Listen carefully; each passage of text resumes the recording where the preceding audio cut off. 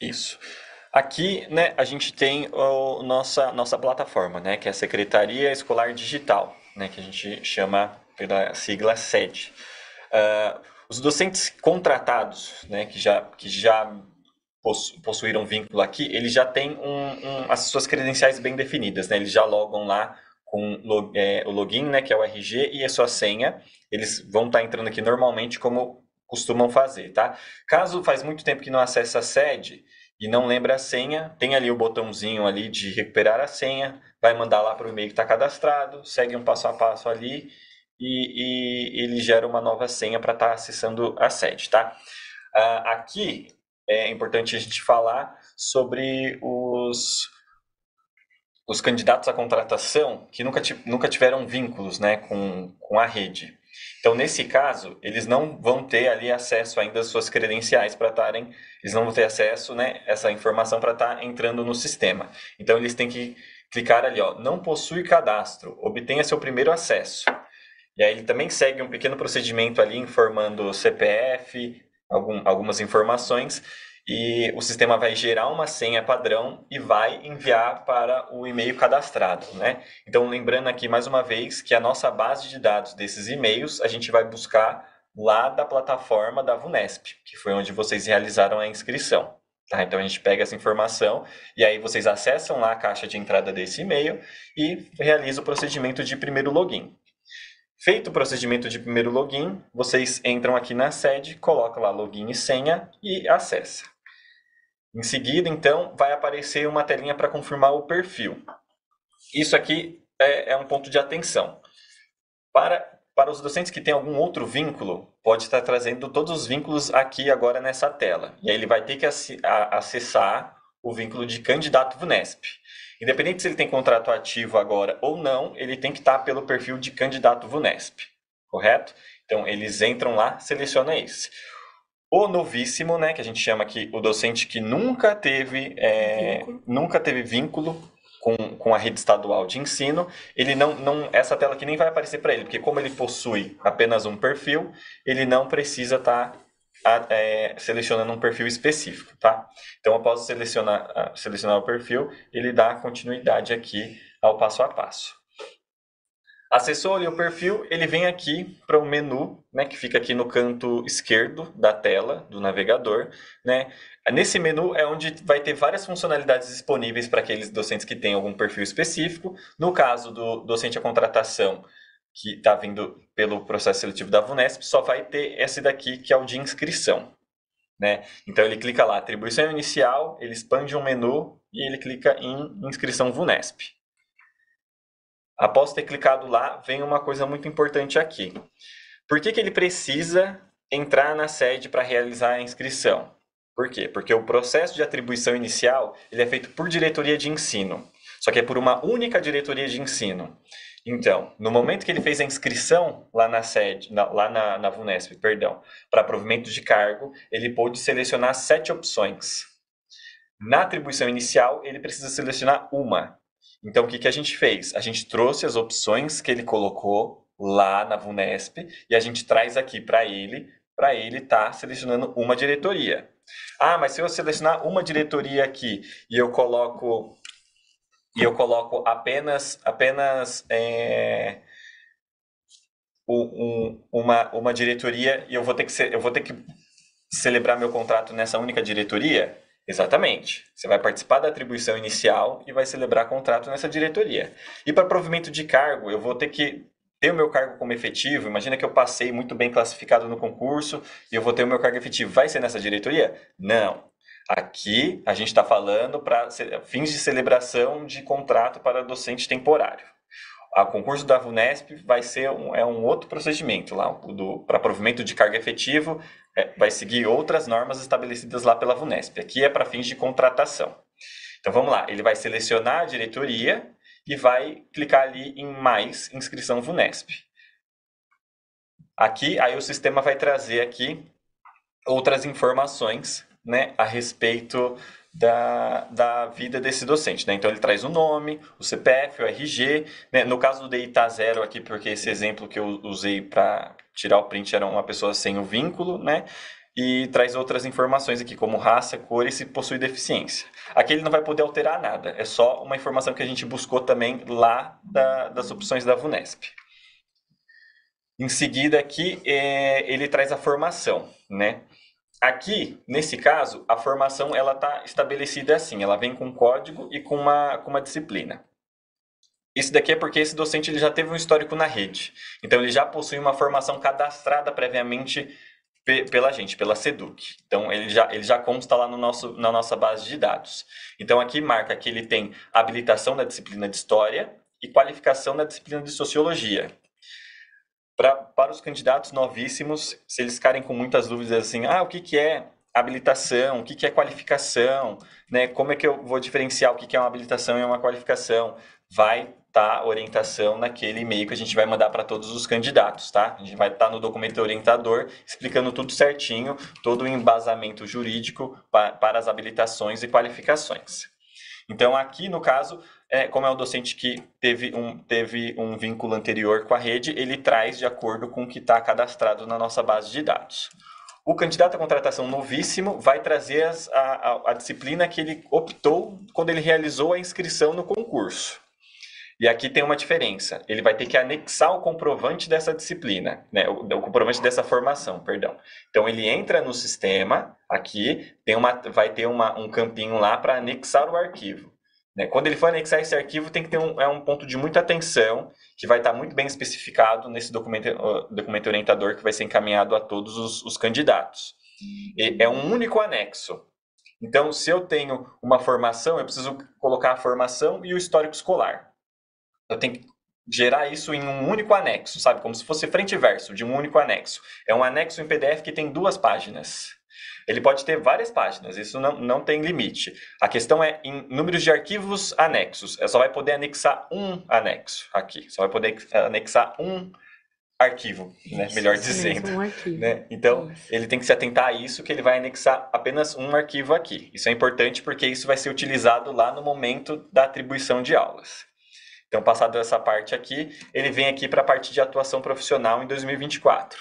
O que ele vai fazer aqui? Ele vai fazer a opção da carga horária que ele deseja ter atribuído. Então, se ele quer atribuir apenas 20 aulas semanais, ele seleciona aqui. Se ele quer 32 aulas semanais, ele seleciona aqui também.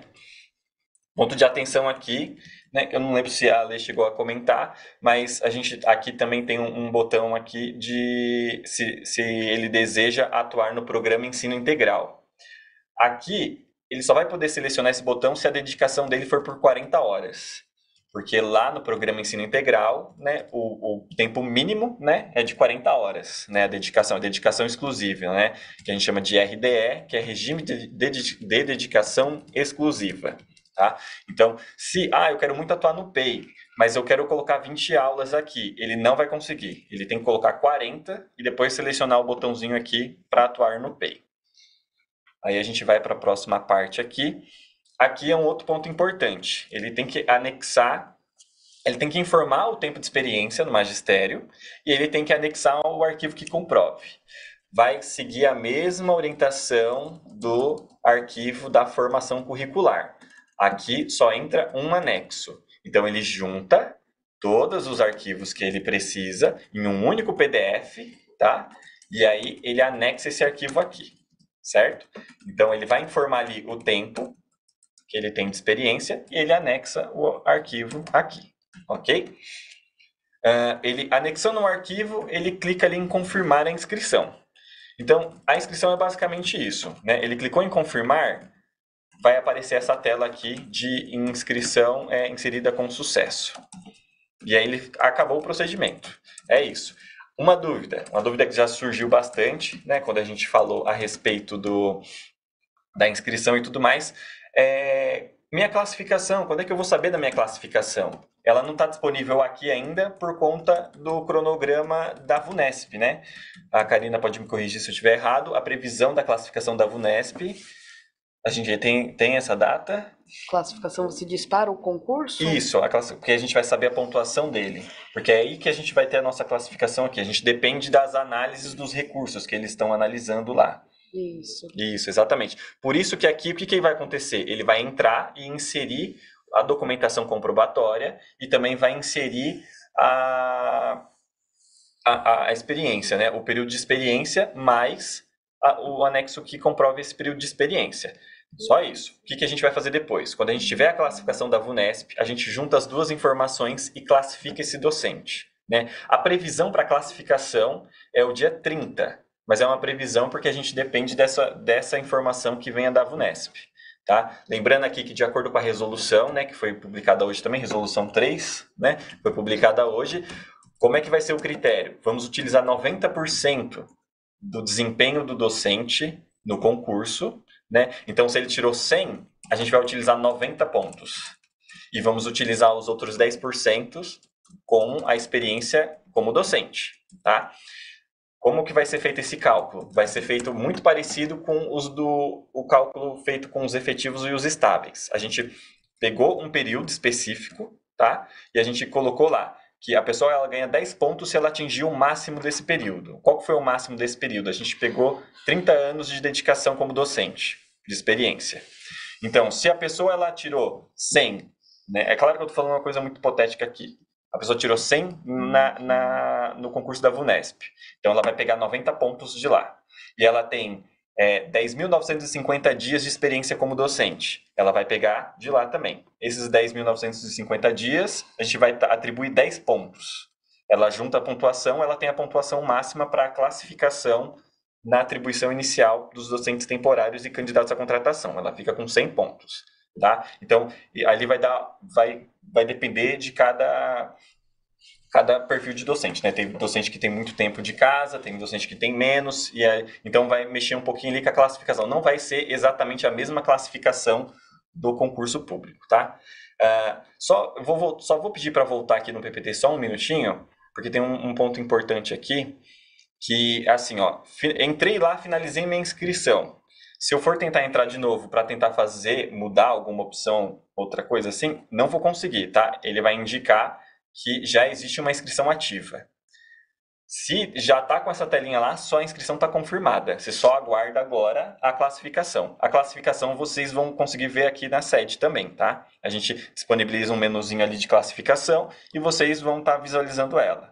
A gente ainda não tem ali, a gente está prevendo que seja para o dia 30, mas ainda depende de algumas outras questões a serem acertadas, tá? Então, é muito simples estar fazendo essa inscrição aqui no processo, do processo para atribuição dos docentes contratados e candidatos à contratação, né? Ele é muito, muito facinho de fazer, só tem que fazer tudo com muita atenção, porque confirmou uma vez, não dá para voltar ou mudar algum dado, tá? Então tem que fazer com muita calma e muita atenção. Isso, então vou reforçar aqui. O processo de inscrição, você vai fazer a sua inscrição na sede. Se você não tem vínculo no estado, precisa realizar lá aquele passo a passo para a criação do seu login. Quando você acessar a plataforma, tem os menus para que você possa fazer a sua inscrição. O Luiz detalhou que as etapas, elas não são complicadas e não é um processo enorme, é um processo pequeno, só que você precisa se atentar a cada detalhe. Então, eu preciso anexar todos os documentos quando eu colocar um arquivo, eu não posso colocar uma página só, eu preciso colocar todos os documentos que comprovem aquela minha habilitação profissional, né? Então, a gente está falando aí, eu tenho um diploma de licenciatura plena e também tenho um bacharel e tenho um tecnólogo. Então, um anexo, os 3 documentos em um único arquivo, tá bom? Então, esse é um detalhe importante. Se você também se atentar lá na contagem de tempo, é em dias, tá bom? Então, vamos lá. Eu tenho 1 ano. Como eu vou anotar esse tempo de 1 ano de tempo de magistério? 365 dias. Então, são detalhes que você precisa prestar atenção no momento da inscrição. Tá? A gente vai mandar um e-mail para todos os inscritos falando desse tutorial da inscrição e esses detalhes que você precisa prestar atenção. Tá? observe, entre na plataforma, reconheça os campos, veja a sua situação profissional e aí sim você preenche os campos lá e finaliza a sua inscrição, tá bom? E olhe o arquivo, veja se o arquivo está completo, se você colocou todas as páginas necessárias para comprovação do seu título ou do seu tempo de magistério, se você vai utilizar a carteira profissional, se você tem a digital, coloca lá para que a gente possa observar que a escola é uma escola de ensino médio, o tempo de experiência, cada campo você precisa comprovar isso. Então, se atente aos detalhes no momento da inscrição. Lembrando que essa inscrição ela é autodeclaratória, então se você colocar uma informação que não for possível comprovar com os anexos, então você não participará da atribuição inicial. Você não será chamado para a abertura de vínculo com o Estado no formato de contratação temporária, tá? A gente reforça isso porque é importante que você saiba que, nesse momento, a gente está falando do processo seletivo, no qual, quando você fez a inscrição da VUNESP, você poderia participar tanto concorrendo a cargo efetivo, como participar do processo seletivo. Aqui, a gente está falando da inscrição para o processo seletivo, tá? O Luiz também mostrou para você que é necessário que você indique uma das diretorias da qual você indicou para concorrer a cargo. Para a abertura de vínculo de contrato, você vai escolher uma diretoria. O vínculo é aberto em uma das nossas diretorias de ensino. A gente precisa dessa informação até para fazer essa classificação, que vocês perguntam, quando sai a classificação? Primeiro a gente precisa que você aponte a diretoria de ensino a qual você quer participar, a gente vai avaliar não, a gente vai pontuar você tanto pela pontuação que você tem lá na VUNESP, mais o tempo de magistério, que equivale a 10% dessa pontuação final. E aí a gente classifica você na diretoria de ensino. Alexandra, eu coloquei 8 diretorias, porque no cargo, eu até entendo, qual dessas 8 diretorias eu conseguir um cargo, eu quero efetivar na rede, eu quero ser um docente efetivo. Ok, se eu indicar agora uma diretoria para contrato, já é a mesma diretoria do cargo? Não, não. Essa diretoria que você vai indicar agora é somente para o contrato. Na sessão de escolha, se você for chamado para um cargo efetivo, lá sim você vai escolher a diretoria. Não é nesse momento aqui para cargo, tá bom? Então fique tranquilo, você pode selecionar uma das diretorias, a mais próxima da minha casa, do meu trabalho. Aí é uma escolha sua, tá bom? Mas é somente uma diretoria.